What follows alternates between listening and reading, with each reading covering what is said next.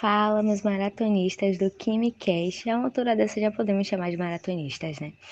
Então, assim como nós estamos dando um 360 Química e seus fatos históricos, hoje iremos trabalhar sobre Química dos alimentos. Então, gente, o que muita gente não sabe é que os alimentos ele têm uma química aplicada e nessa química ela tem também uma história. Eu também não sabia, mas assim, né? A gente trabalha o tema e a gente dá uma pesquisada, sabe? Daquele Google, mas não foi no Google, não, foi nos livros. Fui buscar a professora, ela me explicou muita coisa. Então, se você quer aprender sobre polêmicas, fake news, tudo, fica ligadinho que a gente já volta. Vou só rodar a vinheta e a gente começa aqui. Bom, antes de tudo, eu vou começar me apresentando, porque o quinto episódio foi gravado comigo e ficou só a minha voz misteriosa no ar. Então, eu sou Clarissa, sou orientanda do professor Davi e tivemos a bela ideia de, ter esse momento aqui de podcast. Então, como vocês já sabem, nosso tema central é Química e os fatos históricos. E hoje iremos abordar nada mais nada menos, como também já foi dado um spoiler, da Química dos alimentos. A Química dos alimentos é uma química aplicada. E para falar sobre isso, minha gente, eu não vou convidar ninguém mais, ninguém menos do que está assim, como ele mesmo disse, apocalíptico na história do IFE, entendeu? Já fez alimentos, agora ele é professor de cozinha, é babado. E outra, ele me disse que o nome dele é com HI, viu? Ele me deu bem esse fecho aí. Então vem pra cá, Iago, conta um pouquinho pra gente sobre a sua história no IFE, essa história apocalíptica, como você disse. Conta aí pra gente. Olá, então. Realmente é uma história assim longa com o campus, né? Eu tô aqui desde o médio. Eu entrei em 2017 e desde então não saio mais daqui. Eu fiz o médio aqui, né? Então no médio eu consegui é, introduzir a minha vida acadêmica em alguns espaços, né? Que o IFE nos possibilita, como a pesquisa, a extensão. Além do ensino que toda escola proporciona, né? Eu vim para cá, pro IFE, sem saber o que era pesquisa, o que era extensão, e isso me deu uma visão muito ampla de como pesquisar, de pesquisar mesmo, sabe? Eu vim de uma escola pública, municipal, da minha cidade, que não era a melhor escola assim, sabe? E entrando no IFE foi um choque de realidade, porque eu vi as possibilidades que o IFE me proporcionava e eu quis aproveitar ao máximo, e até hoje aproveito. Então, saindo do médio e dessa loucura que foi, veio a pandemia, né? E eu tive que fazer minha graduação durante a pandemia, a graduação de gastronomia, né? Agora eu sou formado. E foi difícil, né? Mas mesmo assim a gente continuou pesquisando, pesquisamos alguns tipos de pratos, como poderia ser feito esses pratos. E eu acho que tecnologia de alimentos me deu uma gama de informações que eu precisava saber, como o que acontecia nos alimentos na preparação no momento, sabe? Não é só pegar o açúcar colocar no fogo e a mágica acontecer. Não é isso, né? Algumas reações acabam acontecendo para que ocorra outras reações, como a caramelização, reação de Maillard. Então, é massa ver, saber o porquê aquilo acontece, muito além do que só como fazer, sabe? Então, o IF nos dá, né, essa possibilidade. E agora, estou atuando no curso de planificação como professor, do EJA, com a cidade de Mata e a cidade de Catu. E está sendo uma experiência muito bacana, porque meu objetivo, né, nunca foi cozinhar, basicamente. Eu sempre quis entrar na docência e tal, mas não era algo que foi de imediato, né? Eu passei na especialização lá em Minas Gerais para fazer nutrição e dietética. Aí eu recebi essa notícia em uma semana, na outra notícia eu recebi que eu tinha passado no processo seletivo para dar essa aula. Então eu tive que fazer uma escolhazinha e daí eu tranquei o mestrado sem começar e tô aqui dando aula. Aí ano que vem eu vou está lá fazendo nutrição e dietética em Minas Gerais. Basicamente, essa é a minha historinha. É, meu, ele faz a historinha dele, ele alcança as coisinhas dele assim, degrau por degrau. Não é fácil pra ninguém. E ele chega onde ele quer, né? Eu vou te parabenizar aqui. Deve fazer um tempinho, você falou que durante a pandemia tem o quê? 2 anos? Mas vou te parabenizar aqui de qualquer forma, né? A gente que vem do baixo tá sempre, né? Tudo é muito gratificante. Você contou aí pra gente a sua historinha, como você disse. Assim, percebemos que você está totalmente envolvido na área de alimentos, mas eu vou te fazer uma pergunta assim um pouco tanto intrigante. Você faria química? Não sei se sim, não sei se não. Talvez até uma química ligada à área de alimentos, né? Conte aí pra gente se você faria essa química. Nossa, essa pergunta ela é muito interessante porque assim, eu entrei no IFE com a certeza de não vou fazer química. Hoje em dia eu consigo repensar essa minha opinião antigamente, porque eu vejo que alimentos está totalmente, né, envolvida com a química, com algumas reações que acabam acontecendo com frutas, com vegetais, com o próprio pão, né, que é a área que eu trabalho agora. Mas o Iago, lá, quem acabou de entrar no IFE, a resposta dele seria jamais faria química. Inclusive, eu entrei aqui com um colega meu, né, Eric.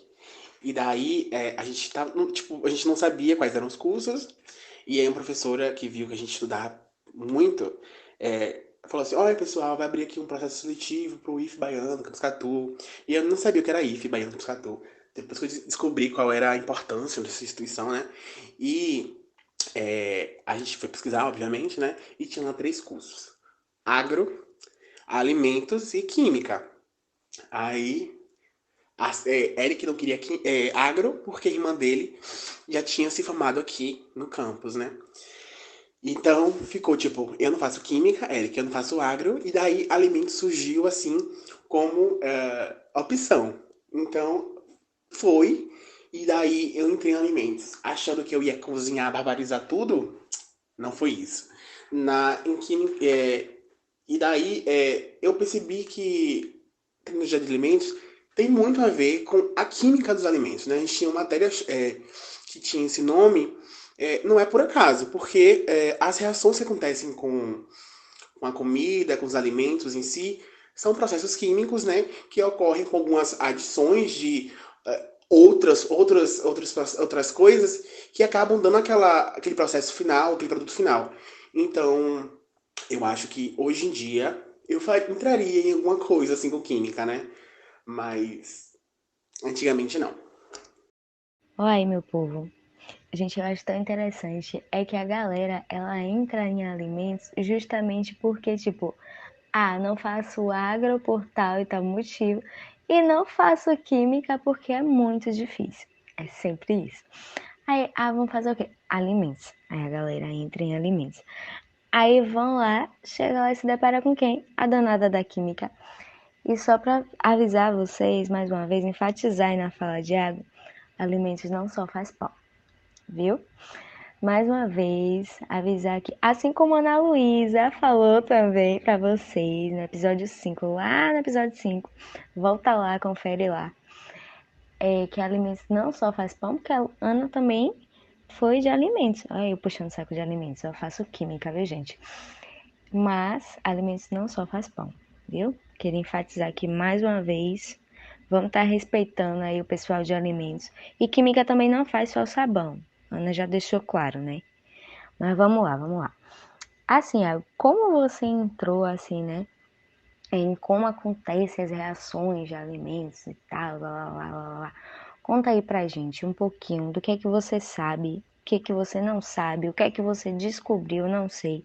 Acredito que o que é que você não sabe é um pouco difícil, né? Nosso Tite aqui. Pra quem não sabe, gente, Iago também foi meu veterano, viu? Meio de uma galerinha aí, que a gente ia toda segunda-feira pro prédio de Iago. Oi, tu me deixa, viu? Mas conta aí pra gente o que é que você sabe sobre a química dos alimentos. Conta aí essa historinha fantástica pra gente. Agora eu vou começar, Iago, com você, um novo bloco. Foi muito interessante ouvir, assim, né, um pouquinho da sua história. Iago, ele tá preocupado com o tempo, gente. Mas eu já disse a ele, fique tranquilo, que aqui a gente vai se resolvendo. Bom, eu vou iniciar o quadro de verdade ou fake news. Como que vai funcionar esse quadro? Eu vou te dar algumas afirmações e aí você vai dizer pra gente, também com base nos seus conhecimentos, entendeu? Vai me dizer se é verdade, se é fake news ou o verdadeiro ou falso. Então, você vai dizer pra gente se é verdadeiro, se é verdade, se é fake news e explicar pra gente o porquê de ser fake ou porquê. Quando é verdade, não precisa, né? Mas vamos lá. O primeiro tema é: todo fruto amadurece fora do pé. Conte aí pra gente se é verdade, se é fake news e o porquê. Pergunta polêmica, né? Tan, tan, tan, tan. Então, se todas as frutas amadurecem fora do pé. O suspense. Então, a resposta, gente, é não.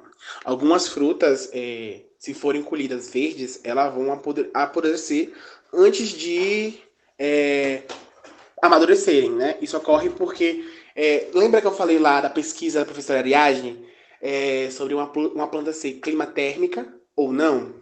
Então, a fruta que é colhida verde, e depois amadurece, ela é clima térmica, tá? E daí eu posso citar o caso da banana, que foi lá o que eu citei, né? Posso citar o mamão, posso citar, deixa eu ver, a maçã. Então, algumas frutas, elas conseguem se desenvolvendo e amadurecendo fora do pé. Outras não. Outras vão apodrecer, mas elas não vão chegar a ficar maduras em si. Daí eu posso citar, por exemplo, o morango. Se você tirar o morango do pé, um moranguinho do pé, referências. Se você tirar um morango do pé e esse morango estiver verde, ele jamais vai ficar maduro. Ele vai apodrecer, né? Ele vai começar a entrar em decomposição.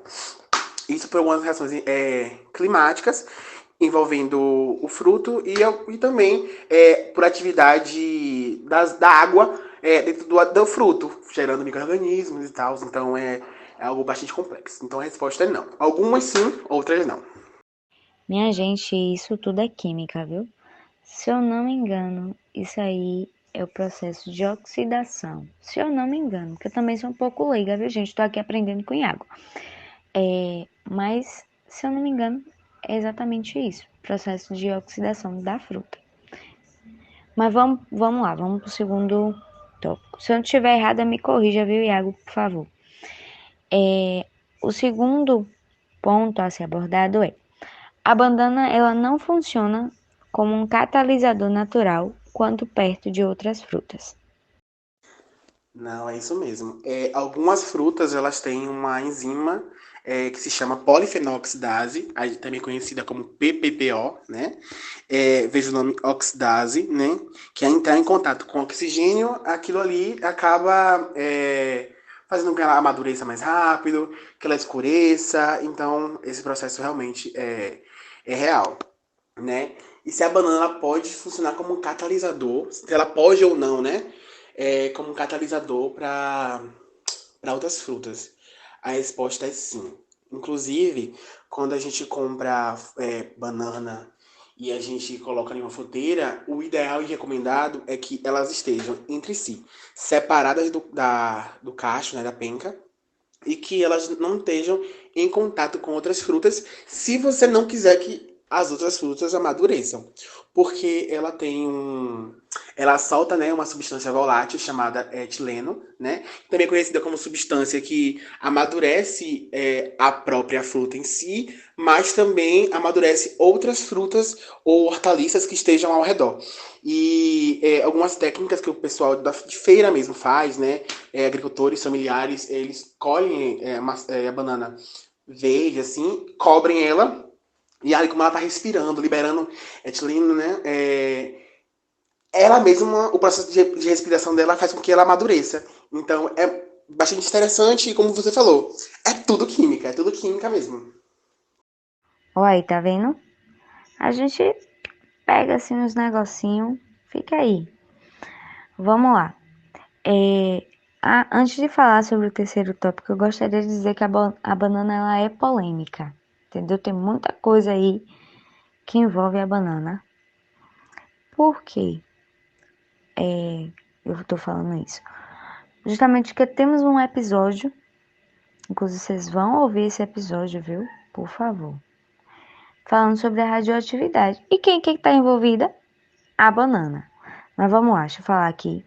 Terceiro tema é: quando uma parte do fruto está estragada, todo o fruto está estragado?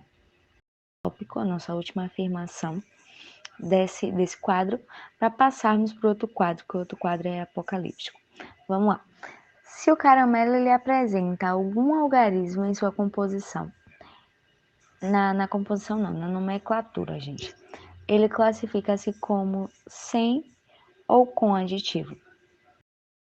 Não, então, realmente é um assunto muito polêmico, assim, inclusive na área de alimentos. Muitos estudiosos dizem que com a utilização do caramelo 4 vai acarretar em diversas doenças futuras, né? E a gente sabe que ele é muito prejudicial, mesmo ele sendo um aditivo, né? Que está presente em muitos alimentos, inclusive no refrigerante, em cerveja, em chocolates, a gente sabe, em molhos, né? Sabe que ele é prejudicial, né? O caramelo 4 também é conhecido como sulfito de amônia, né? E ele é polêmico na área de alimentos, assim, então muitas pessoas preferem evitar produtos que tenham é, ou evitar ou consumir o menos possível, porque ele é bem complicado, assim, como um todo. Ótimo, ótimo. Deu uma baixada no, né, na fofoca quentíssima aqui, mas não baixou tanto não. Então, gente, a gente precisa finalizar aqui, que, né, temos um tempo, infelizmente, mas eu aprendi pra caramba também. Eu vou querer que você fale um pouquinho assim da comparação da kombucha com refrigerante, com a cerveja, né? Que eu sei que a galera dá uma confundida. A kombucha, creio eu, para mim, na verdade, é uma bebida nova. Mas eu quero que você conte aí um pouquinho pra gente sobre a composição da kombucha, porque a composição também é química, né? Não deixa de ser uma história da química dos alimentos. Em relação a se ela é ou não saudável e em questão de armazenamento mesmo, que também não deixa de sair, né, da área da química. Conte aí pra gente. Nossa, então.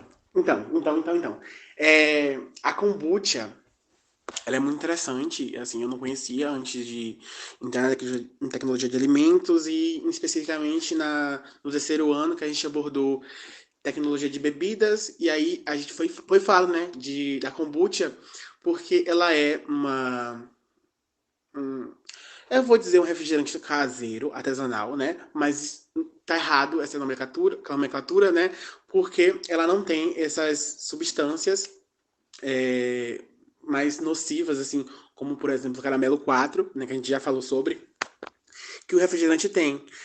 Muito pelo contrário, ele é muito natural assim, né? Porque a base dele, da kombucha, é uma infusão, né? Então pode ser um chá, basicamente, né? Não tem certo que não é chá, mas assim, é outra coisa, porque, tipo, é outra polêmica aí, né? O que é chá, o que é infusão, então deixar para um próximo. Então é uma infusão que pode ser chamada de chá, mas não é chá. Com adição de açúcar e atividade de um micro-organismo que vai ali consumir esses açúcares, gerando assim algumas substâncias, né? Substâncias essas que já vai ter açúcar lá, né? Alguns açúcares, a sacarose, pode ter frutose, porque pode ser de fruta, então alguns açúcares, pode e deve ter, né?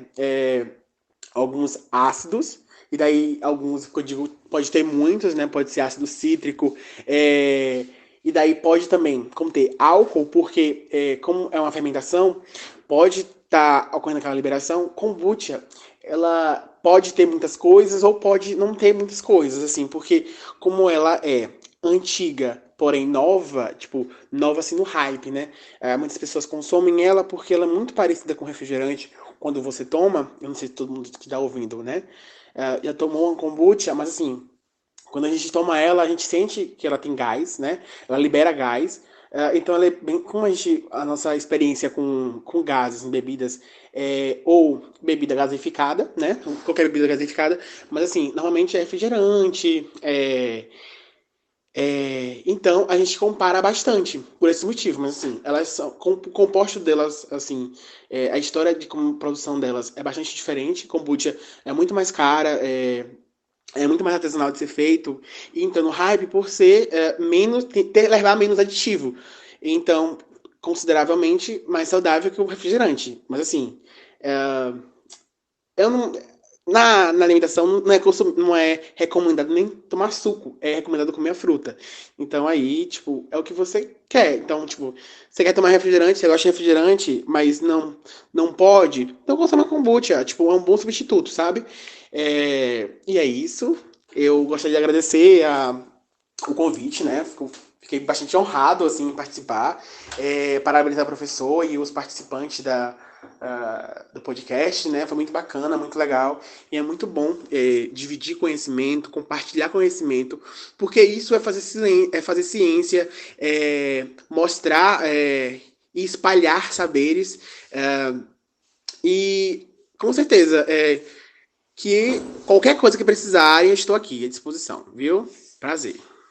Minha gente, então é com essa energia aí que eu vou me despedir. Iago já se despediu, né? Vou pedir apenas para que antes dele, né, se retirar completamente, que ele fale se ele tem alguma rede social, se que ele disponibiliza conteúdo, ou talvez nas redes sociais dele, fala assim, né, quando quer sobre algum conteúdo, quando alguma coisa interessante trazer para a sociedade externa, né? Então, se você tiver, Iago, vou agradecer sua participação. Vou pedir para que você deixe aqui alguma rede social que você utilize ou a trabalho, ou para conhecimento científico, ou pessoal mesmo. Vou pedir para que você deixe. Vou me despedir, gente. Vou dizer para vocês acompanharem o último episódio, entendeu?